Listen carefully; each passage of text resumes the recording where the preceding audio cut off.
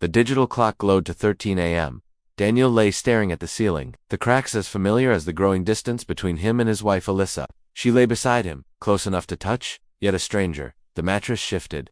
Her arm reached for him, a slow, hesitant plea. He felt her hand brush his skin, but like every other night, he moved away. Just enough to widen the gap. Her hand froze. Daniel. Her voice was a crack in the silence. We can't keep doing this. He couldn't answer. His chest was tight with a frustration he could never explain. The hurt was a mountain between them. I miss you, she said, sitting up. The silence that followed was suffocating. Do you hate me now? He turned to her, her eyes glistening. I don't hate you, he said quietly. I'm just hurt, Alyssa, and you act like nothing happened. She flinched, and then she whispered the words that changed everything. Daniel, I think I need to tell you something. The kitchen smelled like burnt toast and tension. I stood by the counter, twisting my wedding ring, trying to find some courage. Daniel just sat there, hands around a mug he hadn't even touched. Just say it, he said, his voice completely hollow. I took a shaky breath. It's about Mark. I watched something in him just freeze. He spat the word out, your mentor. I nodded. For almost a year, Mark was my inspiration, my idol, the person I couldn't stop talking about. Daniel tried to be supportive, but then came the late-night calls, the inside jokes, and the laughter, a kind of laughter he hadn't heard from me in months. Nothing physical happened, I promised, my voice trembling. He replied, that's not the comfort you think it is. I knew he was right. I had let someone else become my emotional person, and that's still cheating. It started as admiration, but I crossed lines. With my heart, the snow came early that year, blanketing the world in white.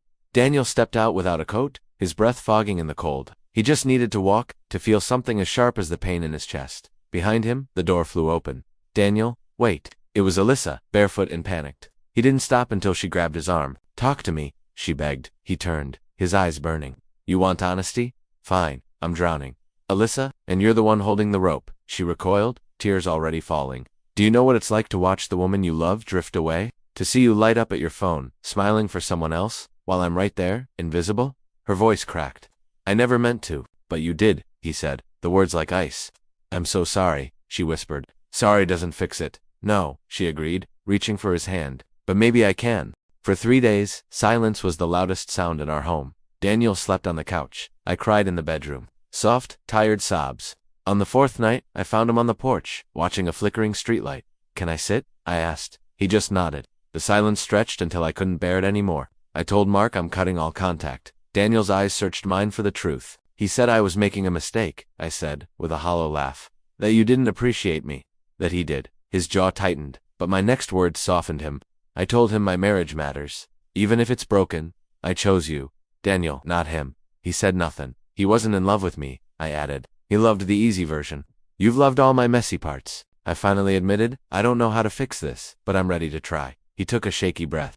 Alyssa, I can't erase what you did. I'm not asking you to, I whispered. Just let me earn back the right to be close to you. The streetlight flickered, and for the first time in what felt like forever, he reached out and took my hand. It was a start. Another night, another quiet bedroom. He lay in the same spot, staring at the ceiling again. But this time, something was different. She shifted closer, slow, careful, respectful of the fragile peace between them. Her fingertips brushed his arm. He didn't pull away. Her breath trembled. Daniel, are we okay? No, he said softly, but we're trying. Tears spilled down her cheeks. I love you, she whispered. He closed his eyes. I love you too.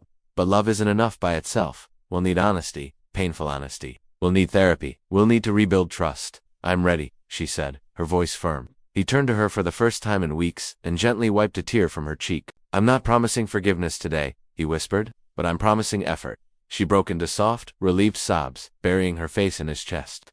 Tomorrow, he said softly, we start over together, she asked. He wrapped his arms around her a little more. Together?